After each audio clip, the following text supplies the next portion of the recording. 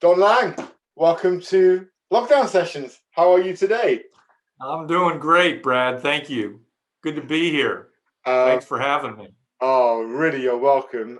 Executive leadership coach, facilitator, based out of the US. So, as a timestamp, you're living through the strangest times of leadership development. Without a doubt. But we agreed to talk about that offline and not put anything on the record. Fair enough. um, Look, I've started all of these podcasts with the same question, and I'm intrigued by the answers that come in because people's perspectives I find so fascinating with what they've seen and observed during this period. We've gone into a second lockdown in the UK, not as stark as the first, but still everyone's working from home, limited sort of outward sort of behaviors. You can't mix with people. So your starter for 10, Don, in lockdown session is, what have you been observing as a coach, as a facilitator?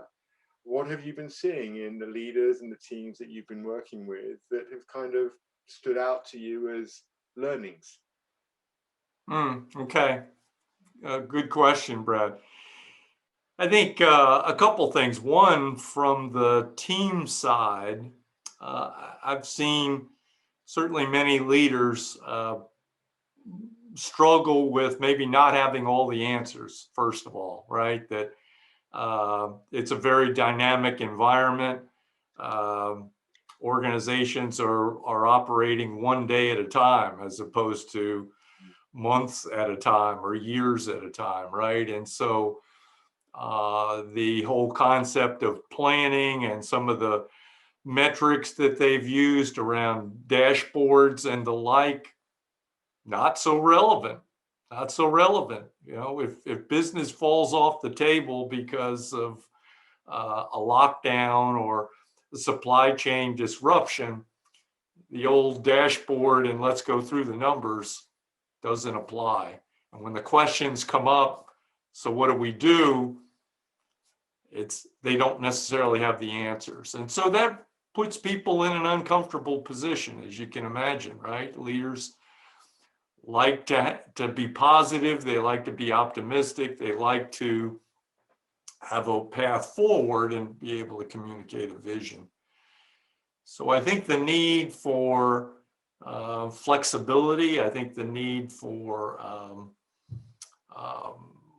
dealing with uncertainty, to be able to say, we don't have the answers, let's talk, I think has been a challenge for many leaders. I think when it comes to leaders and teams, I think another point is many leaders have tried to be as efficient, as process oriented, as productive as they can. With many people working from home, calls are being conducted on Zoom or WebEx or other technologies. And so we get on the call and let's get down to business and let's proceed through an agenda. And in an effort to drive process, some of the opportunities for creativity, for innovation, for exploration, for considering new perspectives, sometimes they're lost. Sometimes from a facilitation standpoint, leaders are challenged to try and draw that out of people when the team members are dispersed, they're at home, their children may be trying to go to school or bothering them while they're on the call. So there's a lot of distractions, and just the idea of sort of facilitating those conversations when productivity may not be the answer to what's next. It may be something else. And so trying to create that balance. So really working around, the idea of facilitating an open dialogue with a team is really an important thing. And I think some people are doing it well. I think some are challenged around that. I think there's real truth in the first thing that you said, because I know from my own leadership conversations that long-term and long-range strategic planning is out the window. At best, it's a 3-month strategic plan. It's quarter by quarter for senior leaders. Right. Yes. And although I guess from a sales perspective, a business development perspective, numbers are still the same, companies are still targeting, ultimately, who knows, right? Futurist thinking is much shorter term. I'm interested though, particularly in the team stuff. Maybe we'll come back to the leaders a little bit later. You know, because at the beginning of the first kind of lockdown, so when it hit Europe in March, we were all sent home, and there was so much stuff, you know, particularly on LinkedIn. I mean, if I read a blog or a post on virtual teams and remote team workings and what you need to do with it. I was running webinars on the same topic, so I'm not putting it down. Yes. At all. But there were quite a few people pushing out information on virtual remote teams. And you're right, because they're almost got to the point where we would come into these sessions and it's literally straight down to business. And because we've got back-to-back calls, actually there was almost this feeling of a relentlessness of Zoom, Teams, Blue Jeans, whichever, you know, provider you like, whichever platform you use. I'm wondering, when you're talking to these leaders, are they mixing it up a bit, or is it still very process-driven, execution, or are people kind of recognizing that unless we make time for those relationships and make people feel, you know, safe and warm and those human skills, are leaders adapting in your experience, or are we still a little bit focused on we've got to get things done?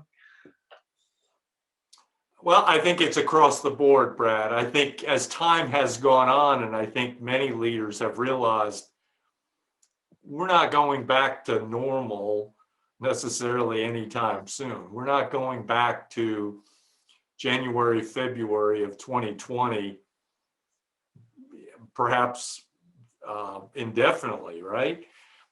So I think some have evolved over time when they are recognizing that this is not just a real temporary situation for a couple of weeks. I really have to modify how I operate. I think early on, I would agree with you. If I received one notice of a webinar on resilience and flexibility and virtual teaming, I received 10 of them, you know, every morning. And so what I saw in the early stages, particularly, was leaders would take the same meeting that they would have had around productivity and let's get down to business, because I've got a lot of these Zoom calls or Blue Jean calls, and maybe I'll tack on 5-10 minutes of how's everybody doing, but then let's get down to business, and we run through the agenda as quickly as we can anyway.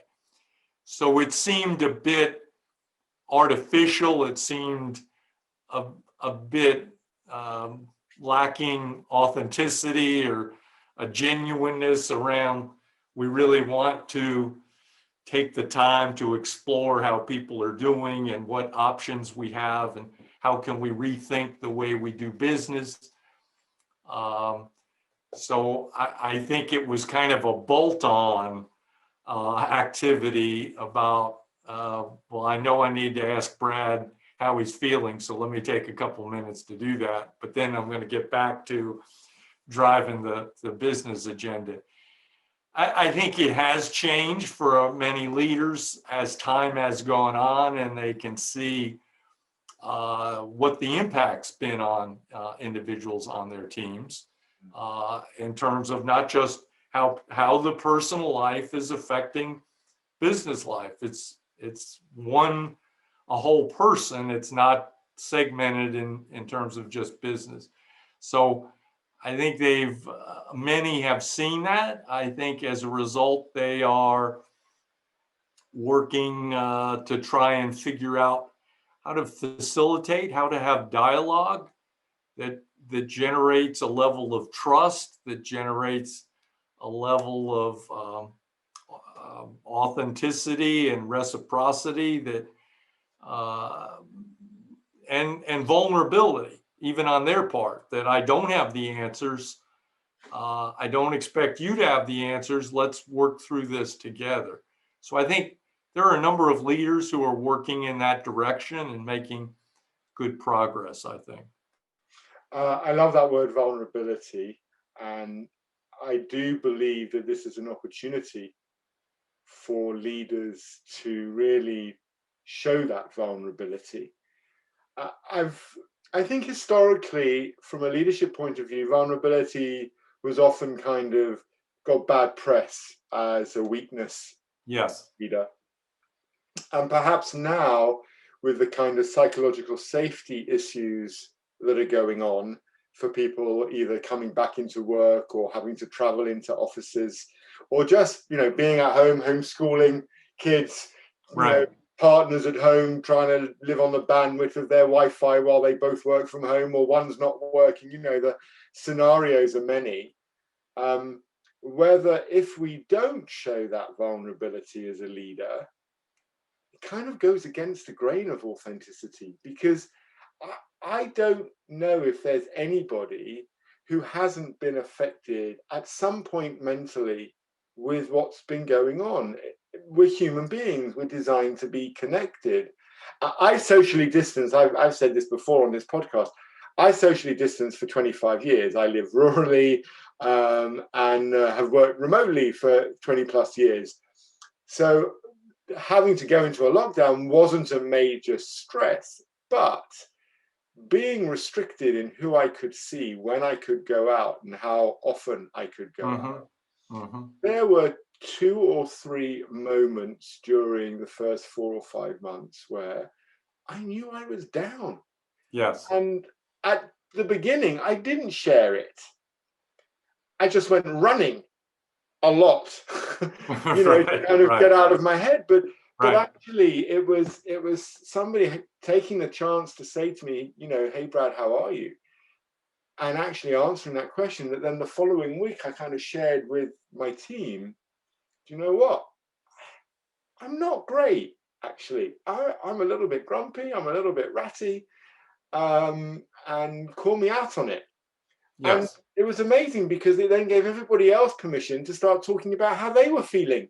And I kind of think of it in the same light as, the leader who stays at work till 7 p.m., 8 p.m. in the office. And the team think that means they've got to stay till, so you're either coming in earlier or going home late. Right. So if the leader can't show vulnerability, the team won't show it. Right. It's a big opportunity for leaders. It is. Leaders really need to go first. You're never going to really see team members express vulnerability if the leader doesn't do that genuinely and consistently. It's not, they did it one time, but then the rest of the time, that was an exception rather than the rule. And so, and some leaders struggle because it's not the culture of the organization. So even if they may want to do it, be more vulnerable, that is, themselves, they may feel sort of a tension or a push and a pull with their organization, because the organization isn't one that does that. And the feeling is, well, gee, how will my peers look at me if they hear about me being vulnerable with my team? They may try and take advantage of me if it's a very competitive kind of work environment, company culture. Then that's something that they may fear. But I completely agree. If if that's going to happen in a team, the leader has to go first. And it opens the door to a whole nother level of dialogue and trust in a team. I've had people talk about trust before, and it's such a interesting topic because there are so many layers to that trust.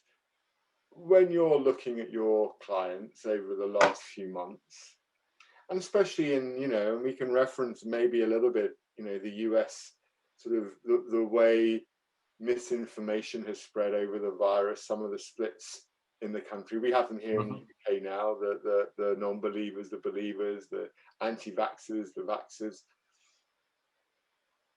Is there a lack of trust right now, do you see? Is it kind of like an overwhelming feeling, or do you get the sense that actually across the corporate world, people are operating with higher levels of trust because we are working from home, and without it, we can't function effectively, efficiently, productively?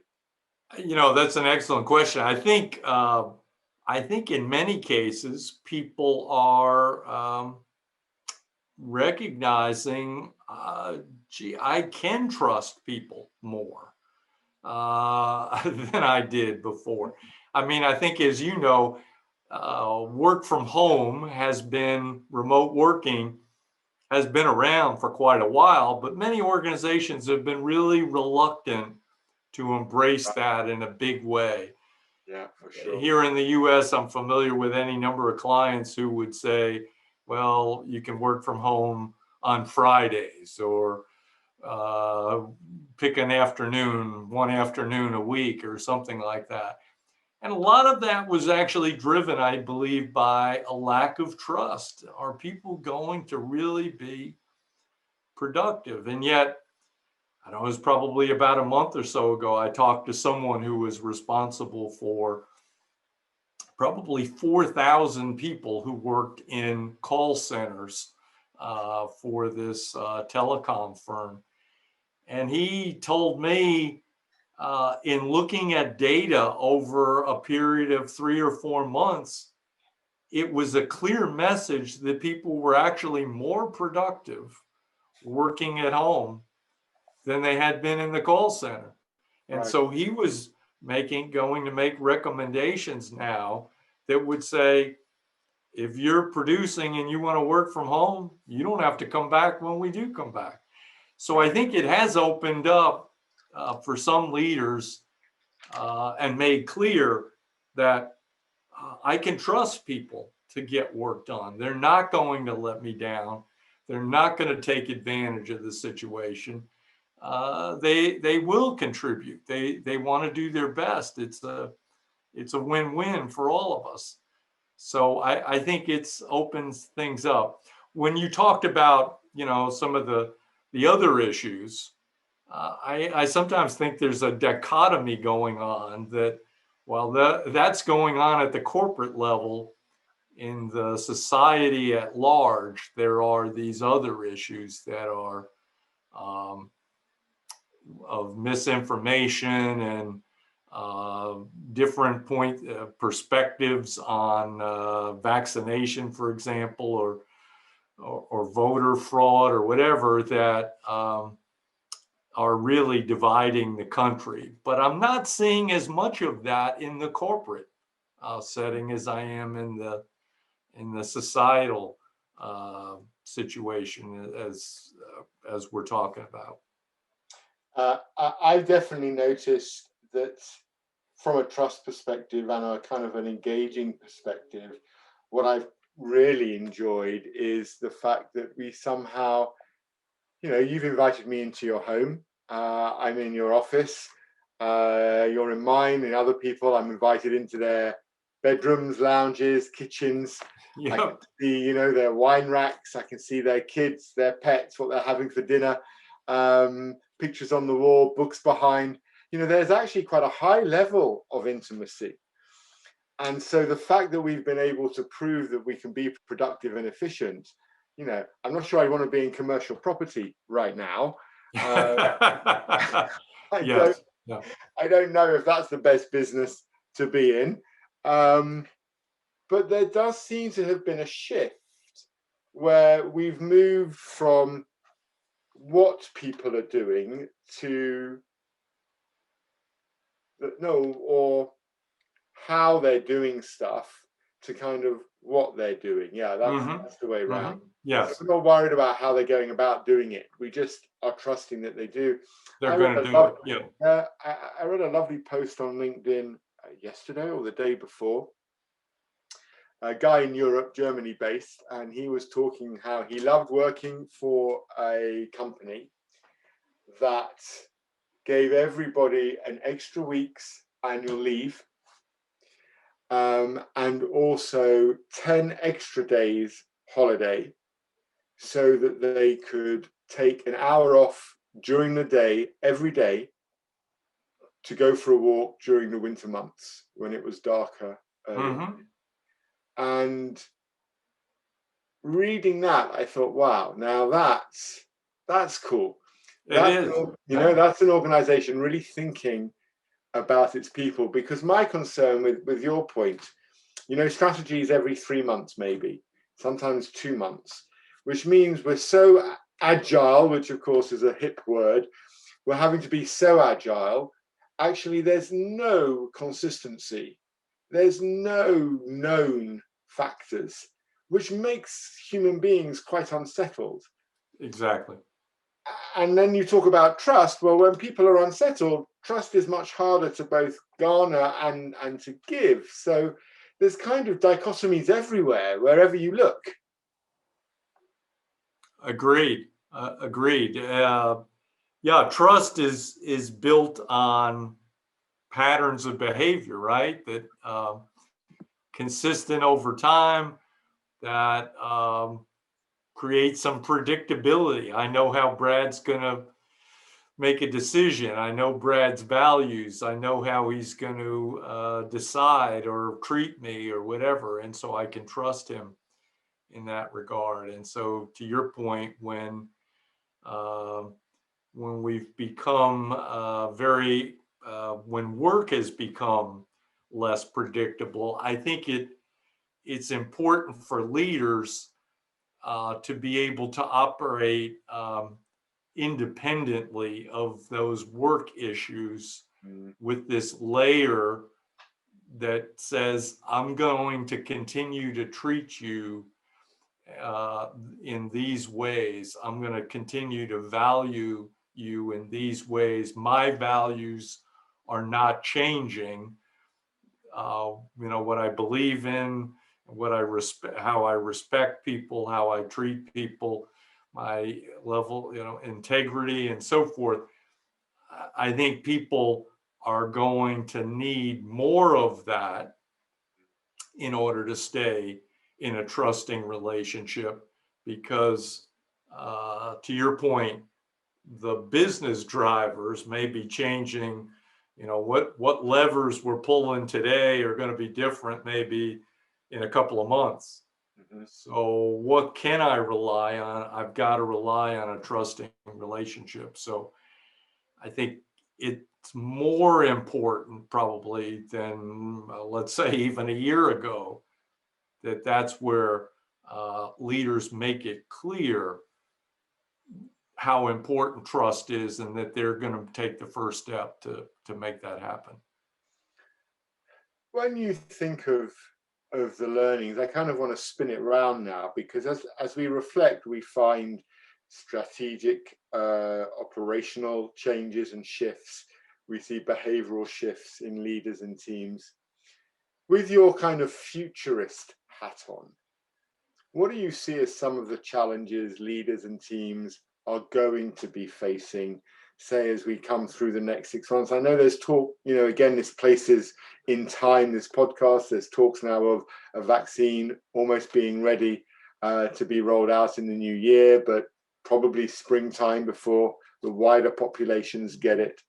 What do you see as some of the challenges that leaders and teams are going to face? Because if you and I were doing this podcast this time last year, I don't think either of us, even with our futurist hats on, would have No, we said would have. Yeah. you'd be in Yeah. month 9 of lockdown. Absolutely. Yeah. Yeah. No, I mean, that's such a true point.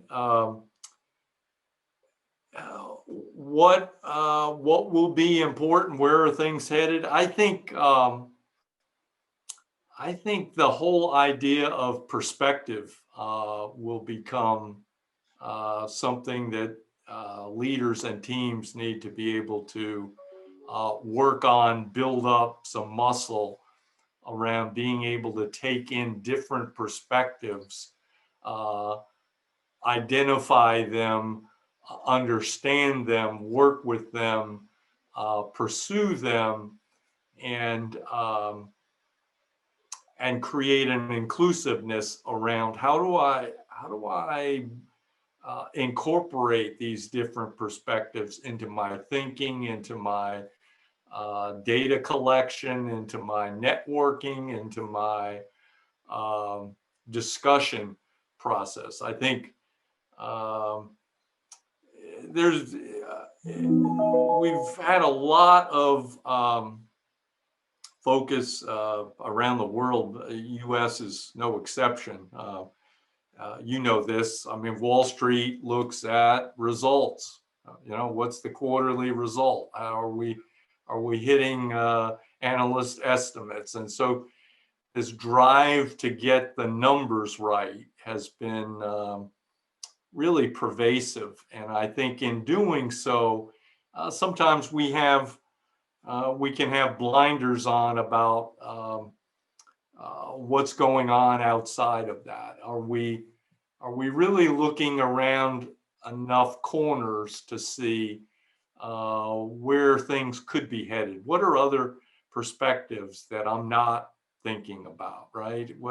Who are people outside of my normal network, outside of my, direct customers or prospects or my team members that I should be talking to these people to see what are they thinking? Where are they going? So I think expanding one's set of viewpoints, expanding the diversity of your network and your perspectives, I think is going to be increasingly important, not only from your leadership standpoint, but even from conducting your business. I think that's one thing. I think um, virtual teaming, I think, is here to stay. Yeah. I don't think it's something. I mean, it had been coming increasingly over time, but I think there's been a sort of a tsunami of virtual teaming that's going to stick around, right?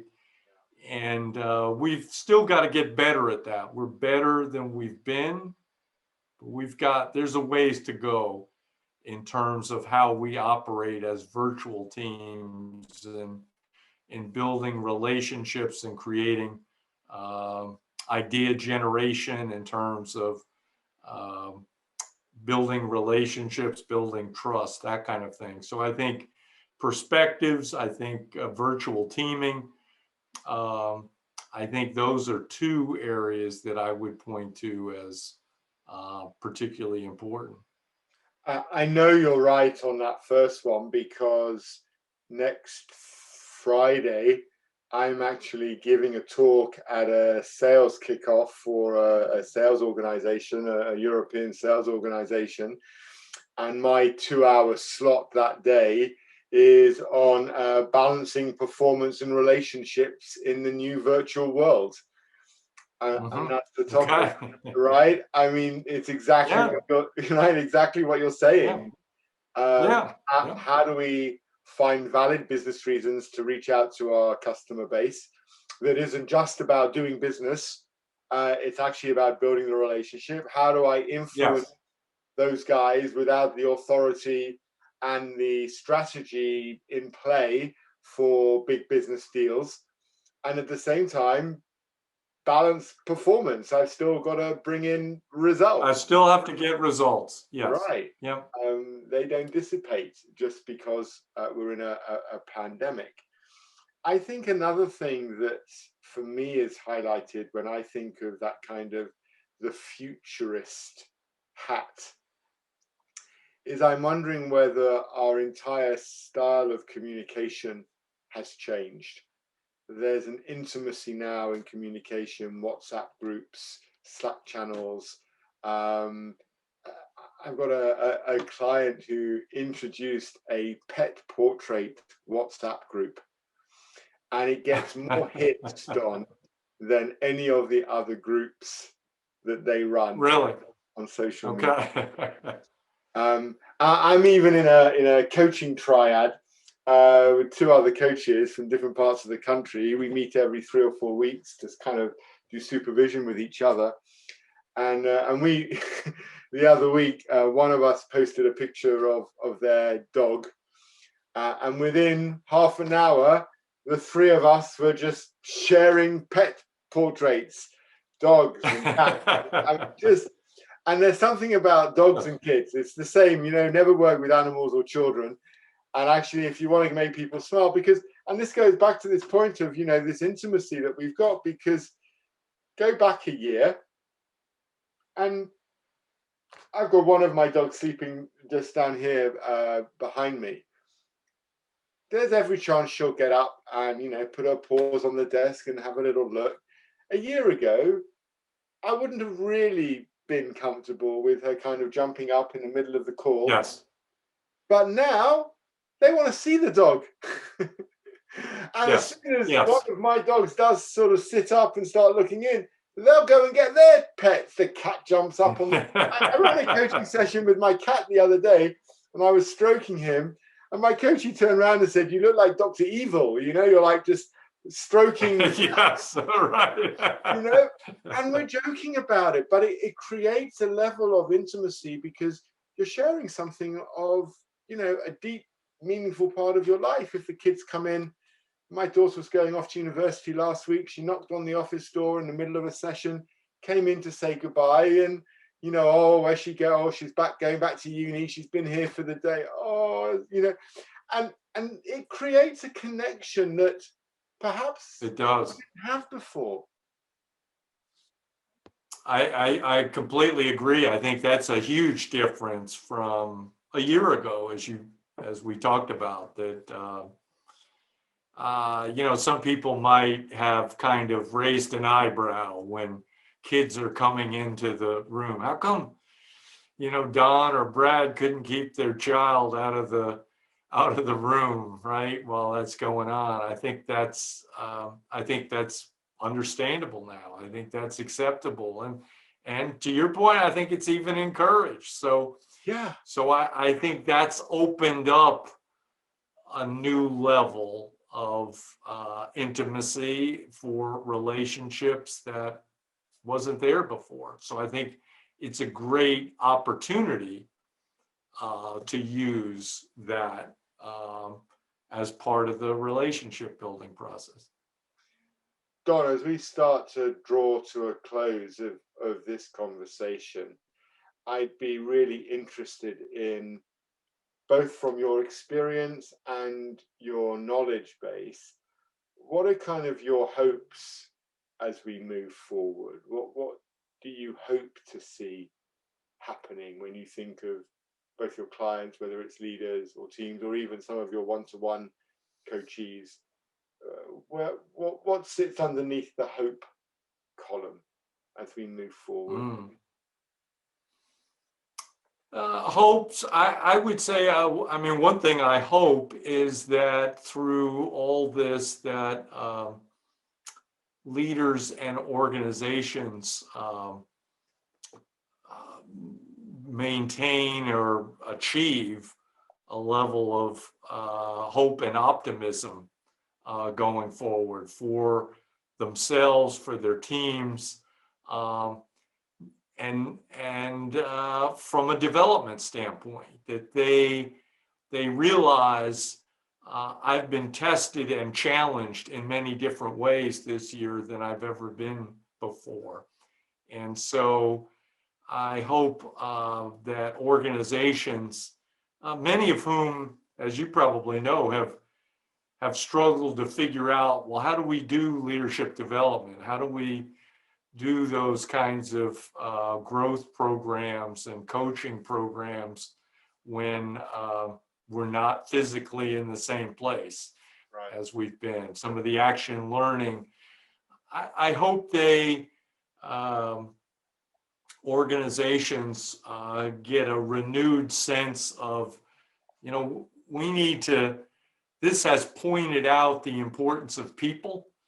This has pointed out the importance of people being able to flex and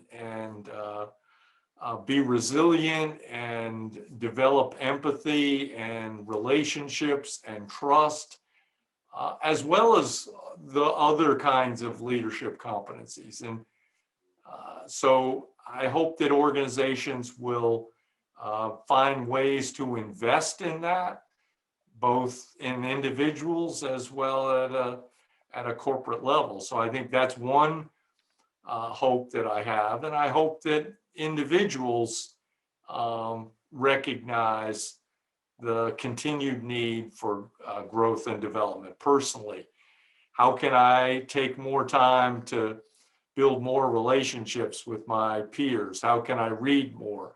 How can I understand some of the characteristics and traits that make for exceptional leaders? How can I study that? How can I try those behaviors? So how, my hope is that people will not become so tired or worn out or exhausted from these lockdowns, right? That they have a renewed sense for their growth and development personally, professionally, going forward. That would be a hope I have.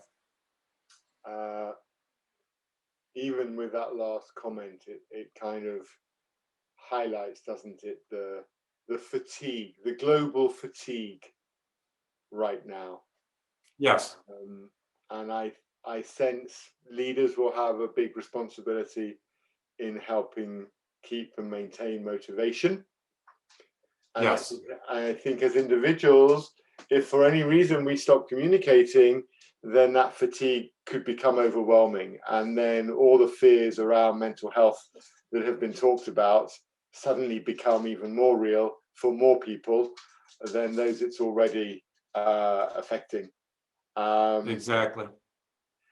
One final question for you, Don, before we wrap up. Sure. What's been your highlights? Like, what's made you really laugh out loud during this horrible period of time we've been experiencing? There's got to be something. Laugh out loud. Apart from your president, you can't use that. That's a good one. I'm not sure about laughing out loud, but what has made me smile has been the extended time that we've taken to be outdoors.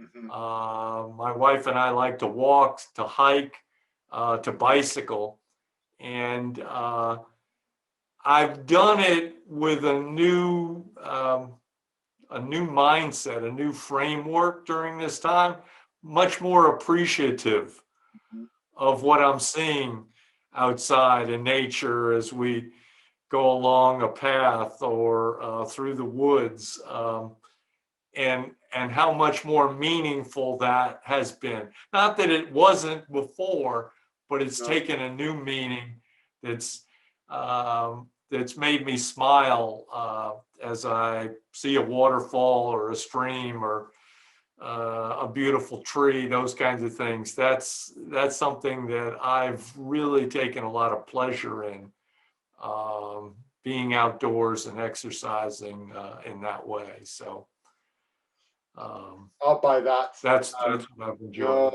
I'll buy that for sure. As someone who's outdoors every day with the animals and enjoying moments because you've actually got time to. Yes, yeah. And making that time, I think, is one of the gifts that this has given us, because we are so based in one place. we appreciate the times. We're not in that place. Yeah, exactly. Right? Exactly. It's renewed vigor. Don, we've got a contract actually that we're going to start working on together in the new year. Will you come back in January and do another episode with us? I'd love to. I'd love to. That would be excellent.